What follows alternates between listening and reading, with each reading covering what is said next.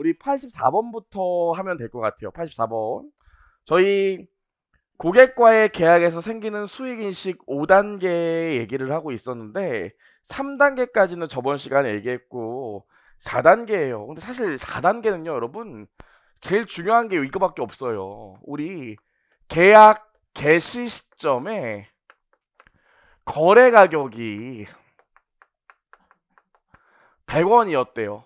그리고 요 거래 가격에 따라 배분되는 수행 의무가 2개 있었고, 요 거래 가격을 개별 수행 의무에 따라 배분해 줘야 되는데, 배부 기준은 뭐였습니까? 개별 판매 가격을 기준으로 배분하죠. 그래서 계약 개시 시점에 수행 의무에 개별 판매 가격을 기준으로 배분하는데, 요게 50이고 요게 50이었대요. 요 상태잖아요. 일단 다 내용을 정리한 다음에 읽어볼게요. 첫 번째로 주의해야 될 게 뭡니까? 개별 판매 가격을 모르면 개별 판매 가격을 추정할 수 있어요, 없어요? 당연히 추정할 수 있죠. 그래서 추정 방법이 세 가지가 있잖아요. 시장 평가 방법, 원가 이윤 가산법, 자녀 접근법. 그 정도 아시면 되는데, 그건 사실 1차 시험의 객관식 문제로 내기에는 뭐 적합하진 않아요. 돌아와서 실제로 더 알아야 되는 건 뭐냐면, 추후에 거래 가격이 이 수행 의무를 이행하는 중에 120으로 바뀐대요. 거래 가격 안에는 고정 대가만 포함되어 있는 게 아니라 변동 대가도 포함되어 있기 때문에 거래 가격은 충분히 바뀔 수 있죠. 이 경우에 거래 가격의 변동을 반영합니까, 안 합니까? 이건 한다고요. 그래서 계약 개시 시점과 다르게 거래 가격이 변동하면 이건 반영해요. 하지만 개별 판매 가격이 요게 60, 요게 40으로 수행 의무 기간 중에 개별 판매 가격이 바뀌었대. 요거는 반영합니까, 안 합니까? 이건 절대로 안 한다고요. 그래서 중간에 거래 가격이 바뀌게 되면 계약 개시 시점과 동일한 기준으로 거래 가격을 배분한다는 문구가 있는데, 이게 무슨 뜻이에요? 중간에 거래 가격이 바뀌더라도 계약 개시 시점에 개별 판매 가격을 기준으로 배분한다는 소리라고요. 따라오시겠죠? 여기까지는. 그래서 사실 4단계는 말문제 나올 게 요거밖에 없어요. 그래서 84번 읽어보시면 거래 가격을 상대적 개별 판매 가격에 기초하여 각 수행 의무에 배분한다 나와 있고요. 맨 밑에 보시면 뭐라고 나와 있습니까? 84번 맨 밑에 개별 판매 가격을 직접 간축할 수 없다면 개별 판매 가격을 추정한다 나와 있죠. 그래서 오답용으로 개별 판매 가격을 직접 간축할 수 없으면 개별 판매 가격 기준으로 배분하지 못한다. 그럼 틀린 말일 거예요. 그 다음에 85번이요. 색이 안 칠해져 있는데, 거래 가격의 후속 변동은 계약 개시 시점과 같은 기준으로 배분되어야 된다. 이게 제일 중요한 말입니다. 계약 개시 시점과 같은 기준이 뭐예요? 개시 시점의 수행 의무의 개별 판매 가격이요. 따라오시겠죠? 만약에 오답 유형으로 거래 가격의 변동은 변동 시점의 개별 판매 가격을 기준으로 배분한다 그러면 당연히 틀린 얘기예요. 사실 4단계는 요 얘기가 제일 중요하고 나머지는 중요하지 않아요. 여기까지 하고 나면 5단계가 나오는데, 5단계 86번 보시면 사실 86번은 2차 때는 굉장히 중요한 얘기예요. 기간에 걸쳐서 수익을 인식하려면 어떤 조건을 만족해야 되는지. 그래서 우리 잠깐만 5단계를 얘기해보면, 이게 4단계까지 얘기고 5단계는 이제 수익을 인식하는 건데, 수익을 인식하는 방법이 두 가지가 있잖아요. 한 시점에 수익을 인식할 수 있고 기간에 걸쳐서 수익을 인식할 수 있는데, 모든 기업들이 뭘 원한다고 그랬어요? 한 시점에 수익을 인식하는 걸 원하지 않아요. 기간에 걸쳐서 인식하는 게 수익을 좀 더 빨리 인식할 수 있다고요. 그렇죠? 기업들이 요걸 더 사랑하기 때문에 우리 기준도 요거 조건을 만족하면 이걸로 하고, 이거 조건을 만족하지 못하면 이렇게 가라고 했다고요. 그래서 사실 얘는 외울 필요가 없어요. 모든 교재들의 한 시점에 수익을 인식하는 예는 뭐가 있다 해서 5가지가 나와 있지만 걔는 시험에 나올 게 아니라고요. 그럼 요거 조건 정도는 좀 기억해 주시면 되는데, 거기 나와 있죠. 1번. 고객은 기업이 수행하는 대로 기업이 수행해서 제공하는 효익을 동시에 얻고 소비한다. 두 번째로, 기업이 수행하여 만들어지거나 가치가 높여지는 대로 고객이 통제하는 자산을 기업이 만들거나 그 자산의 가치를 높인다.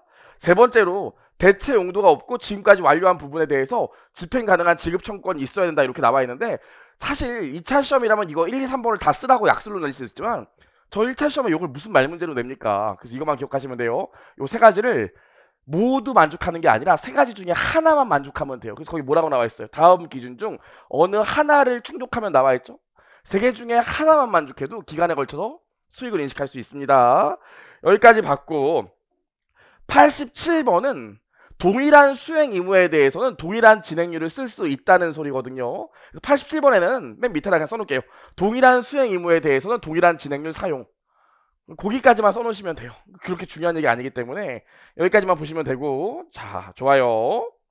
그럼 우리 기간에 걸쳐 수익을 인식하려면 일반적으로 진행률을 합리적으로 추정할 수 있어야 기간에 걸쳐 수익을 인식할 수 있는데, 그럼 만약에 진행률을 합리적으로 추정할 수 없대. 이러면은 수익을 인식할 수 있을까요? 없을까요? 진행률을 합리적으로 추정할 수 없으면 수익을 인식할 수 있어요? 없어요? 이 경우에도 수익을 인식할 수는 있어요. 다만 어디까지만 발생한 원가를 기준으로 해서 발생한 원가 범위 내에서만 수익을 인식할 수 있도록 했다고요. 그래서 가만히 생각해보면 내가 올해 100원 썼는데 진행률을 모르면 최대로 수익 인식할 수 있는 금액이 얼마? 100원. 이익은 못 내게 하겠다는 소리라고요. 그래서 읽어보시면 88번 수행 의무의 진행률을 합리적으로 측정할 수 있는 경우에만 기간에 걸쳐 이행하는 수행 의무에 대한 수익을 인식한다. 만일 수행 의무의 진행률을 합리적으로 측정할 수 없는 경우에는 수행 의무의 산출을 합리적으로 측정할 수 있을 때까지 발생 원가 범위에서만 수익을 인식한다. 오답 뭐겠어요? 진행률을 측정할 수 없으면 기간에 걸쳐 수익을 인식할 수 없다. 이러면 틀린 얘기라고요. 따라오시겠죠? 여기까지 보시고, 여러분 혹시 모르니까 건설계약 안 하신 분 있으면 제가 객관식 때도 했으니까 건설계약 아주 기본적인 문제는 풀 수 있어야 돼요. 건설계약 기준서에 안 들어가 있어서 어떤 책은 막 빼버리고 그랬는데 출제위원님들이 회계사 2차 같은 경우에 굳이 그걸 자꾸 내고 있는 경향이 있어갖고 건설계약 문제는 꼭 보셔야 돼요. 제가 비슷한 예로 고객충성제도도 꼭 보라고 했었죠. 지금 얘기하면 되지. 그래서 건설계약이나 고객충성제도 문제는 한번 꼭 정리하고 들어가셔야 돼요. 자, 넘어가 주시면 89페이지가 있는데, 여러분 우리 계약 체결 징부원가나 계약 준비 원가는 뭐가 가능하다고 그랬어요? 자산으로 인식하는 게 가능하다고 그랬죠. 그래서 거기 보시면 고객과의 계약 체결 징부원가가 해시될 것으로 예상된다면 이를 자산으로 인식한다 보이시죠? 여기 체크하시고 거기다 징부원가에 추가로 뭐까지 해놓으시면 돼? 계약 준비 원가요. 계약 준비 활동과 관련된 원가, 계약 준비 활동과 관련된 원가, 계약 체결 징부원가 모두 조건만 만족하면 자산이 될 수 있어요. 거기다 추가로 요것만 기재할게요. 얘네 두 개는 자산으로 조건만 만족하면 자산이 되는데 상각도 할 수 있고 손상도 할 수 있고 환입도 인식할 수 있어요. 이거 세 개 안 된다 그러면 다 오답이에요. 써놓을까? 우리 맞추는 게 중요하니까 우리 계약, 이행, 준비 원가도 있고 계약 체결, 증분 원가도 있잖아요. 요거에서 꼭 기억해야 되는 건 뭐냐면 얘는 조건 맞으면 자산으로 인식할 수 있어. 그리고 상각도 가능해요. 그리고 손상이나 환입도 가능해. 여러분이 1차 시험 붙고 2차 때 돌아오시면 요거에 대한 구체적인 계산도 배울 거지만 지금은 요거 4개가 다 가능하다는 것만 말문제 목적으로 기억하시면 돼요. 괜찮죠? 여기까지. 좋아요. 여기까지 얘기했고요. 그 90번이랑 91번은 대리인 문제인데 여기 해커스가 있어요. 그리고 여기 교보문고가 있대요. 그럼 해커스가 교보문고한테 일단 책을 넘기잖아. 그쵸? 일반적으로 위탁 판매라고 하죠. 근데 이런 경우에 이 교보문고가 통제권을 책에 대해서 통제권을 갖고 있다면 이건 뭐가 돼? 교보문고가 본인이 되고요. 통제권을 갖고 있지 않다면 교보문고는 대리인이 된다고 했거든요. 그래서 위탁 판매라는 건 사실 이 교보문고가 통제권을 갖고 있지 않은 거래만을 위탁 판매라고 한다고요.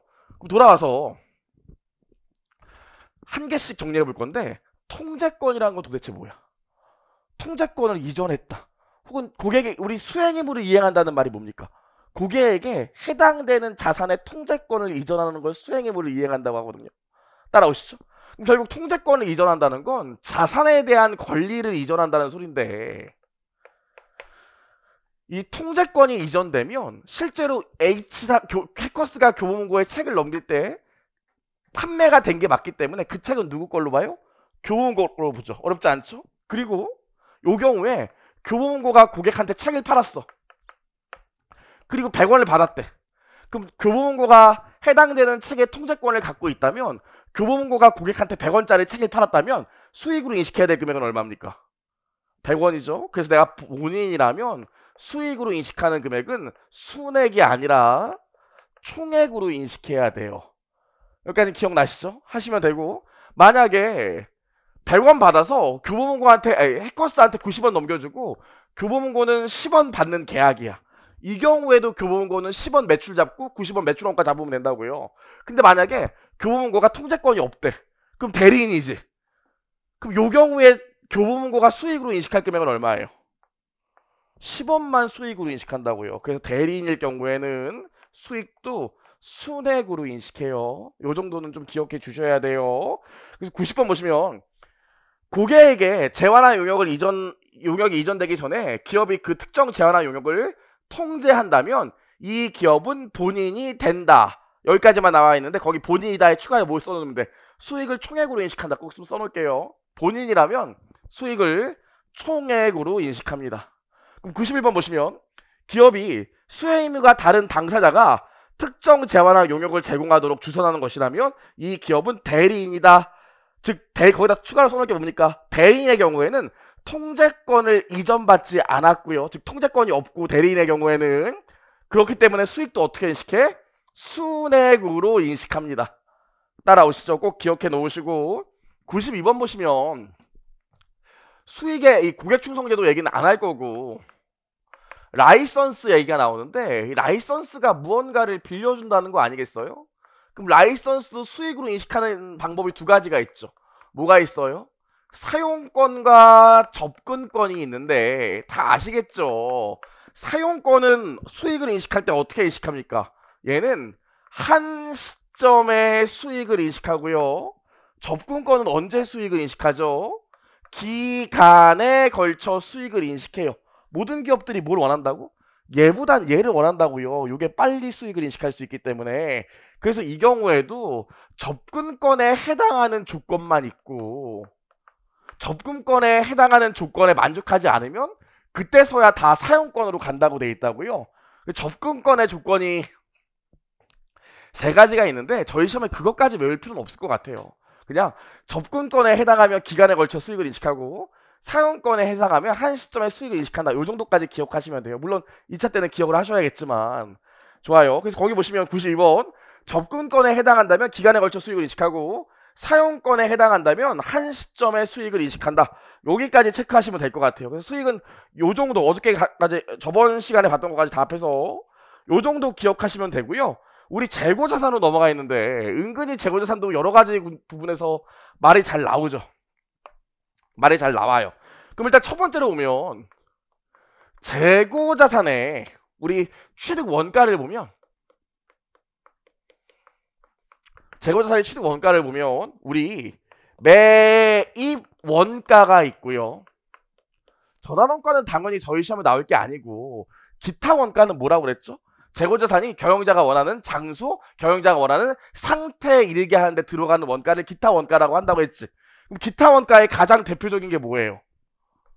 특정 고객을 위한 제품 디자인 원가 등이 들어간다고 했던 거 기억나시죠? 그 얘기가 어디 나와 있어요? 100번이요. 100번.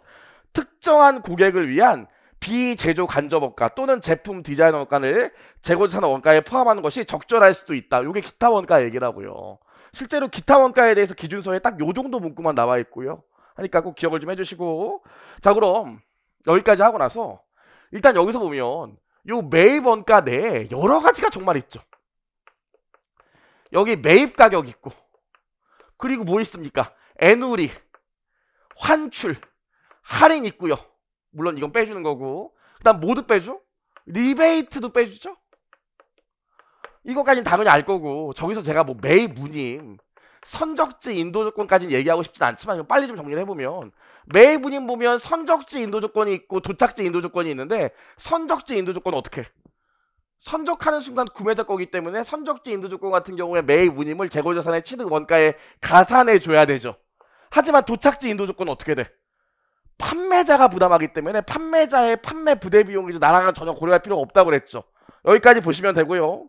뭐 나머지는 사실 특별히 얘기할 건 없는데 우리 뭐가 있냐면 추가로 실제 시험 문제들 가장 많이 나오는 게 다른 것도 많지만 보관원가가 있잖아요. 보관원가는 우리 어떻게 돼? 보관원가 기억하실 것 같은데 보관원가 같은 경우에 두 가지가 있죠. 뭐 제품이나 제공품, 사실 제공품은 시험에 잘 안 나오지만 이게 있고 원재료와 관련된 보관원가가 있잖아. 뭐만 재고자산의 취득 원가에 가산합니까? 원재료만 재고자산의 취득 원가에 가산하고 제품과 제공품은 그냥 비용 처리하죠. 이유가 뭐예요? 수익 비용 대응. 얘는 수익을 낼 수 있는 상태가 됐기 때문에 취득 원가를 보관 비용을 비용 처리하지만 얘는 아직 수익을 창출할 수 있는 상태가 아니기 때문에 재고자산의 취득 원가에 가산하잖아요. 그쵸? 여기까지. 그럼 읽어보시면 간단한 것들이니까 빨리빨리 볼게요. 94번은 여러분 한번 읽어보시고 95번 보시면 후속 생산 단계에 투입하기 전에 보관이 필요한 경우 이외의 보관원가. 그럼 후속 생산 단계에 투입하기 전에 보관이 필요한 경우가 뭡니까? 사실은 원재료인데 옛날에 IFRS 전에는 그냥 원재료라고 했지만 요즘 IFRS 이후에는 그냥 문구를 그냥 이렇게 줘요. 후속 생산 단계에 투입하기 전에 보관이 필요한 경우. 요거는 원재료니까 재고자산의 취득 원가에 들어가는 게 맞고요. 이 외의 보관 원가는 당연히 비용 처리하는 게 맞겠죠. 제품 등을 얘기하니까. 따라오시겠죠? 96번은 여러분 한번 읽어보시면 되고 97번도 사실 이게 원가 시험인데 저희 시험에 한번 나온 적이 있기 때문에 그냥 넣어놓긴 했거든요. 한번 읽어보시면 되고요. 우리 98번 보시면 용역 제공 기업이 재고자산을 가지고 있다면 이를 제조원가로 측정하며 이는 용역 제공에 직접 관여된 인력에 대한 노무 원가 및 기타 원가와 관련된 간접 원가로 구성된다. 이렇게만 나와 있는데 실제로 제일 중요한 건 뭐냐면 여러분 용역 제공 기업 있잖아요. 용역 제공 기업도 재고자산을 가질 수 있답니다. 그럼 요 경우에 이것만 기억하면 되는데 얘는 재고자산에 이윤을 가산할까요? 안 할까요? 자, 우리 회계법인이나 세무법인은 회계사 세무사의 이 근무 시간이 재고자산이라고요. 그럼 이제 이분이 시험에 붙어갖고 세무사가 됐어요. 한 달에 하루에 얼마씩 벌고 싶어요? 월급으로. 그런 생각 안 해봤어요? 뭐라고? 뭐라고? 500? 하루에 500? 그건 안 돼. 연예인을 해야지. 미안해요. 그건 안 돼요. 그쵸? 제가 500만 원 주기로 했다고 칠게요. 500만 원. 얘한테 이분한테 월급 500만 원 주려면 이분 일당을 밖에는 얼마에 팔아야겠어? 여러분 그거 모르죠? 저도 고용인 해봐서 알았는데 월급 주려면 여러분의 매출이 만약에 여러분의 월급이 300만 원이라면 여러분이 한 달에 900만 원은 벌어줘야 돼요. 그래야 나도 조금 가져갈 돈이 생긴다고. 전혀 못 믿는 표정인데 그렇더라고요. 그래요. 그럼 이분이 지금 하루에 일당이 300만 원인데 내가 이분 일당을 밖에서 900만 원에 판대. 그럼 이 경우에 나는 이분이 하루 일하는 권리에 대해서 재고자산을 잡을 때 900으로 잡을까? 300으로 잡을까? 아까 500이라고 했나? 500으로 잡을까? 500으로 잡아요, 여러분. 이윤을 가산하면 안 돼. 요것만 꼭 기억할게요. 용역 제공기업은 본인들이 재고자산을 가질 수 있는데 요 경우에는 절대로 이윤을 가산하면 안 돼요. 여기까지만 좀 기억할게요. 여기까지만. 좋아요. 여기까지 했고 우리 99번 보시면 이제 뭐 할 거냐면 여기까지 좀 가볍게 정리를 해봤고 시험에 또 많이 나오는 게 요거잖아요. 우리 재고자산을 보면 기초 재고자산이 있고요. 매입 재고자산이 있죠. 요거 두 개 더한 걸 뭐라고 그래? 판매 가능 재고자산이라고 그러는데 요 판매 가능 재고자산을 매출 원가와 기말 재고자산으로 배분하는 행위를 뭐라고 그럽니까? 요걸 원가의 배분이라고 하죠. 그럼 원가의 배분을 보면 수량에 대한 비분과 가격에 대한 비분이 있잖아요. 수량에 대한 배분은 뭐 있습니까? 실질 재고조사법이랑 계속기록법이 있죠. 나온 김에 좀 정리를 해보면 계속기록법의 가장 큰 특징은 뭐예요?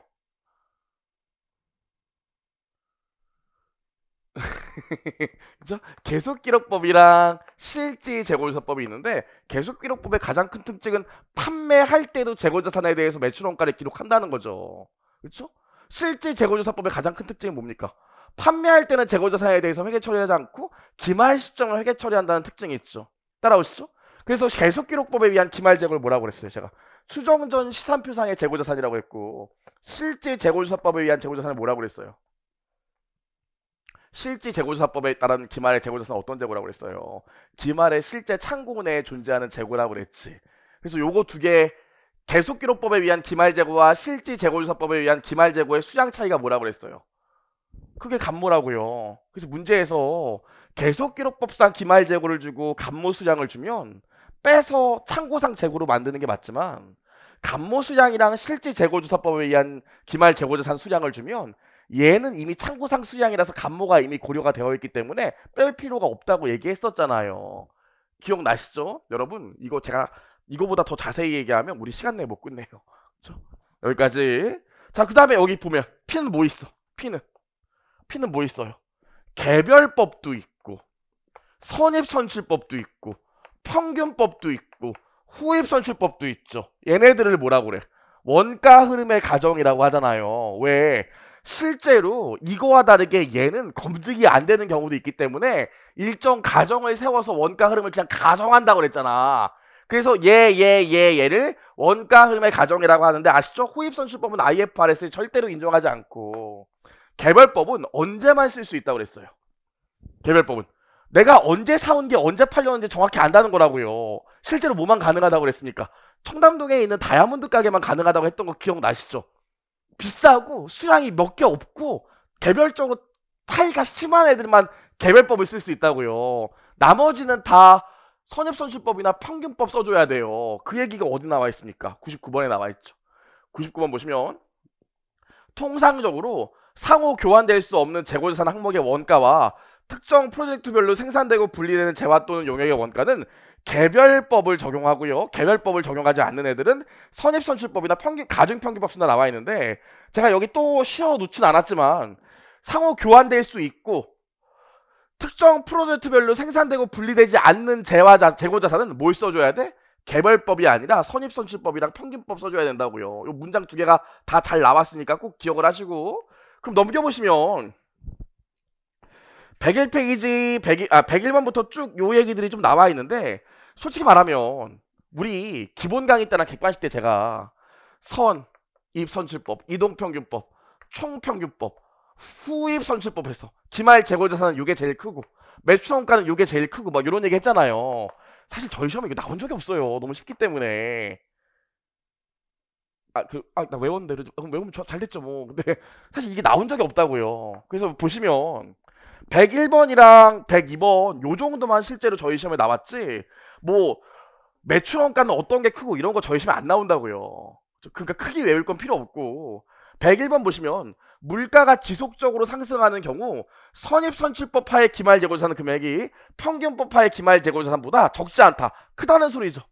그쵸? 요거 하나 정도만 나왔다고 저희 여태까지 시험 중에서. 나머지 102번은 그냥 여러분 한번 읽어보시고 103번부터가 오히려 시험에 잘 나오니까 103번부터 좀 읽어보시면 계속비록법에서 판매가 이루어질 때마다 당해 판매로 인해서 매출원가를 계산하여야 한다. 요거 맞죠? 계속기록법은 팔 때마다 매출원가를 기록하니까. 4번 계속기록법을 사용하더라도 기말의 정확한 재고를 파악하기 위해서는 실지재고조사법을 병행하여야 한다. 맞아요, 틀려요? 맞지. 실지재고조사법까지 병행해줘야 감모를 찾을 수 있는데 맞는 얘기라고 다 맞는 얘기지만 계속 가볼게요. 105번 보시면 개별법을 적용할 수 없는 경우에는 선입선출법, 평균법, 후입선출법을 사용하여 결정한다. 이거 제가 교재 잘못 넣어놨습니다. 이거 틀린 말이죠. 틀린 말이야. 맞는 말일 수가 없어요. 뭐 때문에? IFRS를 가정하고 있기 때문에 후입선출법은 여기 들어가면 안 돼요. 그러니까 X죠. 죄송해요. 너무 당당하게 못한데. X예요, X. 얘는 틀린 말입니다. 좋아요. 여기까지 봤고요. 자, 보시죠. 그럼 기업 내에서 나는 선입선출법 쓸 거야. 나는 이동평균법 쓸 거야. 나는 총평균법 쓸 거야. 결정할 수 있어. 그럼 모든 재고자산이 다 동일한 원가 흐름의 가정 써야 돼요. 다른 가정 쓸 수 있어요. 다른 가정 쓸 수 있어요? 정말로? 그쵸. 다른 가정을 쓸 수는 있지만 지우고 좀 볼게요. 여러분 자 보시면 사실 요거는 물구로 기억하는 것도 좋지만 사례를 생각해 봐야 되는데 소주가 있어. 재고자산으로. 얘 선입선출법 써. 그리고 시멘트가 있어. 요거 이동평균법 써요. 이거 됩니까 안 됩니까? 이거 돼요. 성격과 용도가 다르기 때문에. 근데 소주인데 서울 공장에서 만들고 소주인데 부산 공장에서 만든대요. 얘는 선입선출법 쓰고요. 얘는 이동평균법 쓴대요. 이거 됩니까 안 됩니까? 이거 안 돼요. 성격과 용도가 유사하면 지역이나 과세 방식이 다르다는 이유로 다른 평가 방법을 쓸 수 없어요. 따라오시겠습니까? 읽어보시죠. 그럼 106번. 성격과 용도 면에서 유사한 재고자산은 동일한 단위원가 결정 방법을 적용하여야 하며 성격이나 용도 면에서 차이가 있는 재고자산은 서로 다른 단위원가 결정 방법을 적용할 수 있다. 맞고. 107번. 동일한 재고자산이 동일한 기업 내 영업 부문에 서로 다른 용도로 사용되는 경우 서로 다른 단위 원가 방법을 적용할 수 있다. 용도가 다르면 다른 방법을 쓸 수 있겠죠. 보시면 되고. 108번. 지역별 위치나 과세 방식이 다르다는 이유만으로 동일한 재고자산에는 다른 단위 원가 결정 방법을 적용하는 것은 당연히 정당화될 수 없습니다. 그래서 요거 정도만 생각하시면 돼요. 다 똑같은 얘기를 하고 있으니까. 그렇죠? 109번도 똑같은 얘기니까 여러분 보시면 되고요. 그래서 실제로 원가 흐름의 가정 모든 책들마다 선입선출법, 이동평균법, 총평균법 비교하는 말문제가 많지만 사실은 이게 훨씬 더 많이 나왔어요. 요 정도 기억하시면 되고, 드디어 110페이지로 가면 저가법인데, 저가법 잠깐만 다시 얘기해보면, 자, 최초의 취득원가가 이렇게 있어. 근데 순실현 가능 가치가 밑에 있으면 이거에 대해서만 평가 손실을 인식하는 게 저가법이죠. 올라가는 건 절대로 인정하지 않는다고요. 다만 이 저가법 같은 경우에는 추후에 순실현 가능 가치가 상승하면 취득 원가를 초과하지 않는 범위 내에서 모두 할 수 있어? 환입도 잡을 수 있다고요. 그치? 이 경우에 얘는 별도의 수익으로 인식합니까? 아니면 비용의 차감 계정으로 인식합니까? 비용의 차감이지 절대로 수익으로 인식하지 않아요. 아시죠? 그쵸? 일단 말문제로 첫 번째로 요거 기억하셔야 되고 다 본 다음에 정리할 건데 113번 보시면 113번 재고자산을 순실현 가능 가치로 감액한 평가 손실과 모든 감모 손실은 감액이나 감모가 발생한 기간에 비용으로 인식한다. 순실현 가능 가치의 상승으로 인한 재고자산 평가 손실의 환입은 환입이 발생한 기간에 인식된 비용으로 인식된 재고자산 금액을 비용으로 인식된 재고자산 금액의 차감액으로 인식한다. 따라오시죠? 비용의 차감이지 별도의 수익으로 인식하지 않아요. 하나 더. 여러분 여기가 12월 31일이고 여기 2월 달에 재무제표 발행 승인일이래요. 발행 승인일. 그럼 요 사이에 일어나는 이벤트들을 뭐라 그래? 보고기간 후 사건이라고 하죠. 그럼 순실현 가능 가치는 요 보고기간 후 사건에 영향을 받아요, 안 받아요? 받죠. 이때 재고자산이 존재했기 때문에 요거에 대한 순실현 가능 가치를 이때 정확히 산출할 수 있다고요. 당연히 영향을 받죠. 이거랑 똑같은 게 뭐 있어? 충당부채도 마찬가지고요. 그쵸? 재고자산의 공정가치도 마찬가지고요. 읽어보시면 112페이지, 112번이요.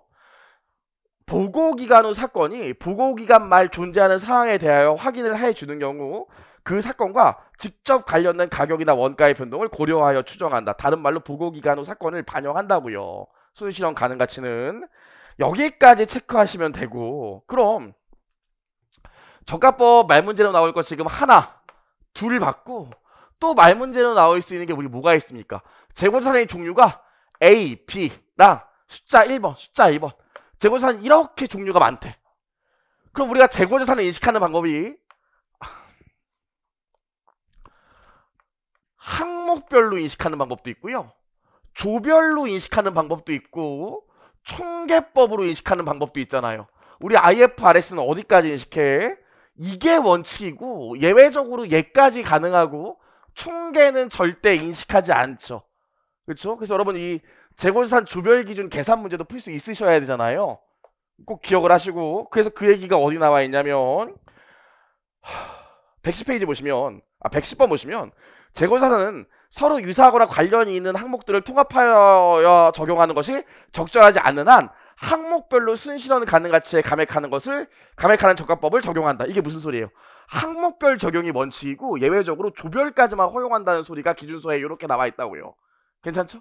여기까지 보시고 아직 안 끝났습니다. 그럼 세 번째로 보시면 우리 제품 있고요. 제공품 있고요. 그 다음에 원재료 있어요. 아시겠지만 언제 저가법을 인식합니까? 취득 원가가 순실현 가능 가치보다 클 때 저가법을 인식하죠. 그럼 만약에 요게 100이고 요게 80이래. 그럼 저가법을 적용한다고요. 요게 70이고 요게 50이래. 그럼 저가법을 적용한다고요. 돌아와서 이게 120인데 요게 150이래. 요 경우에 얘는 저가법 적용 안 하죠. 그쵸? 근데 원재료가 30인데 얘가 20이래. 타임. 원재료는 순실현 가능 가치 대신 어떤 금액을 했습니까? 현행 대체 원가를 기준으로 하죠. 그럼 지금 요 상황에서 요렇게 원재료는 저가법을 적용합니까? 안 합니까? 많이 힘드시죠? 기분 내시고요. 진짜 마지막 날이에요. 기분 내시고요. 원래 떡 사서 드리려고 했는데 너무 비싸더라고요. 왜 이렇게 비싸? 깜짝 놀랐네. 농담이고요. 기분 좀 내시고. 진짜 다 왔습니다. 다 왔어요. 여러분 조금만 힘을 내시 조금만 힘을 내시면 돼요. 우리 제가 저번에도 얘기했지만 진짜 좋은 기회예요. 올해. 죄송해요. 잠깐만 끌게요.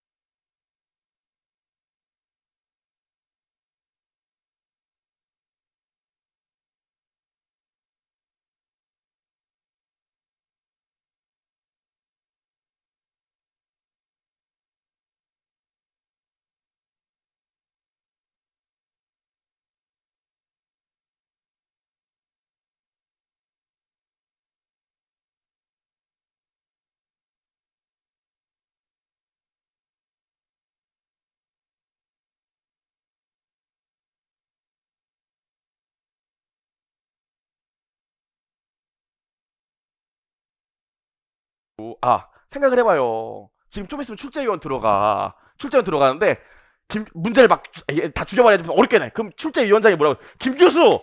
지금 코로나 때문에 난린데 지금 애들 많이 뽑아야 되는데 지금 문제를 이렇게 어렵게 하면 어떡해? 아닐 것 같죠? 진짜로 그렇다니까요. 그러니까 여러분 진짜 천재일우의 기회예요. 조금만 힘을 내요. 조금만 힘을 내. 조금만.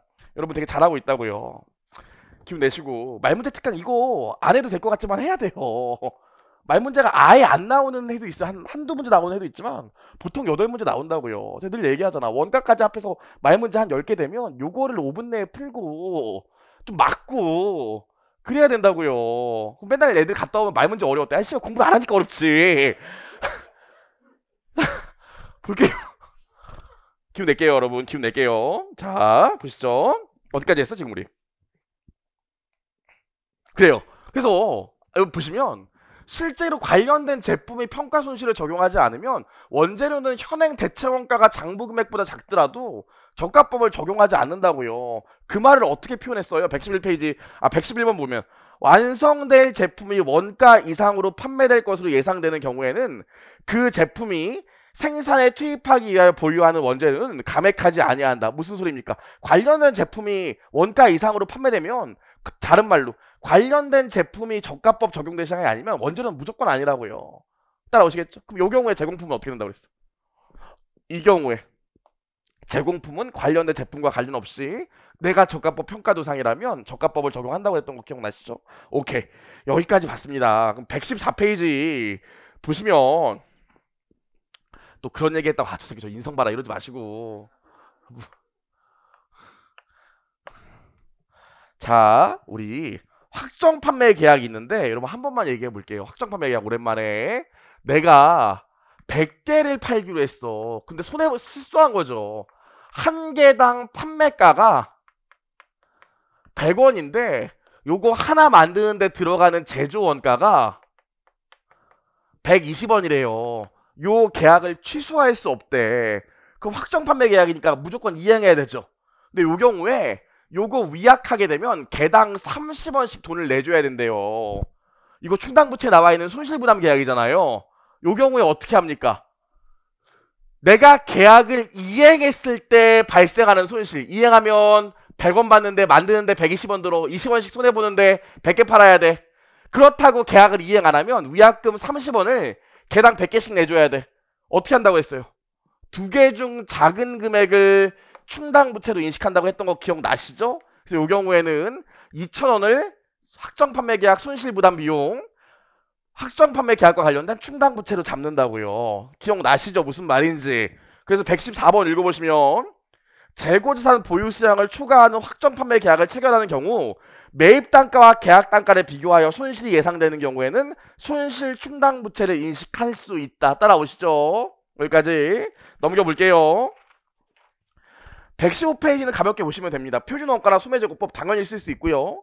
소매제고법은 품종 변화가 심한 다품종에서 유통업에 대해서만 한정적으로 쓸 수 있다. 여러분 보시면 되고요. 117페이지는 여러분 한번 읽어보시고 118페이지부터 124페이지 아니 페이지라고 그래. 118번부터 124번까지가 농림어업이잖아요. 회계사면 이거 안 가리킨다고요. 회계사는 농림어업 나온 적이 한 번도 없어요. 근데 세무사는 되게 잘 나온다고요. 그럼 농림어업 같은 경우에 여러분 실제로 말문제 내올 수 있는 걸 보면 여태까지 우리 말문제 보면 농림어업에서 나올 수 있는 말문제가 두 가지밖에 없어요. 두 가지. 첫 번째로 뭐 이 후속 측정에 대한 얘기가 말문제로 나올 수 있고 그 다음 뭐가 나와요? 생산용 식물에 대해서 나오죠. 기억하시는지 모르겠는데 여러분 시간이 없으니까 측정 저랑 한번 말로 해봅시다. 생물자산 최초 인식 시점에 어떤 금액으로 측정해요?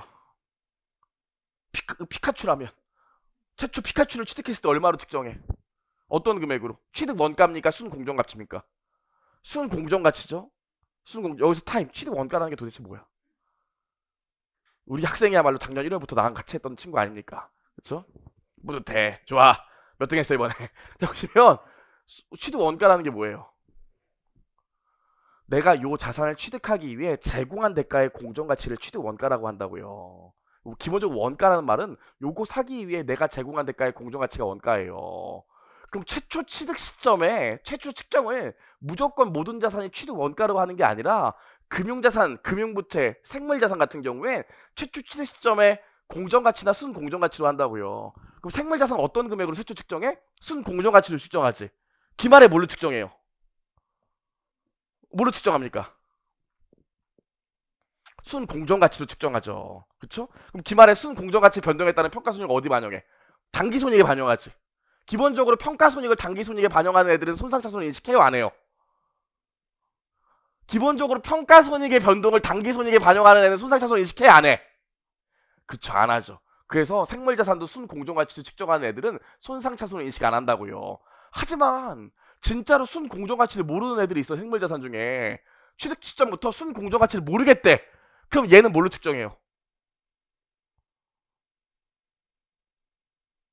취득 원가로 측정하죠. 취득 원가로 취득하기 때문에 최초 취득 시점에 순공정가치를 몰랐던 애는 기말에도 순공정가치를 모르기 때문에 기말에 뭘 해줘? 순공정가치를 평가하는 게 아니라 감가상각만 해주죠.